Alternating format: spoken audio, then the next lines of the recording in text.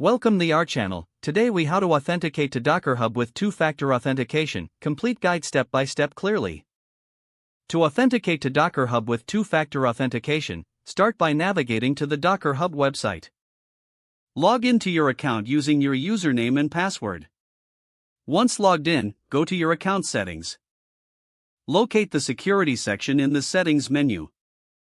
Enable two-factor authentication if it isn't already activated.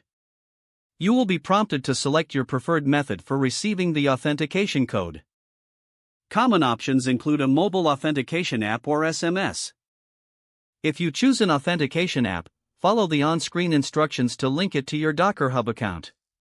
Scan the QR code displayed on the screen using your authentication app. After scanning, your app will generate a 6-digit code. Make sure to save your recovery codes in a secure location.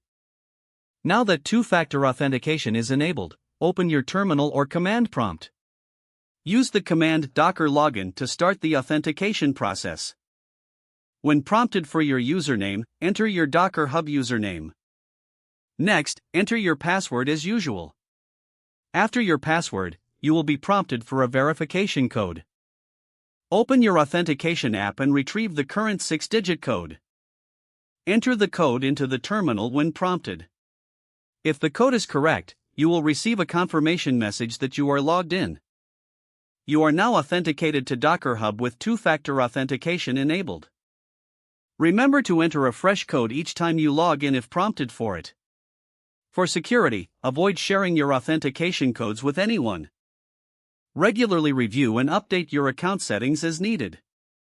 If the page does not load, refresh the browser or try again in a private or incognito window.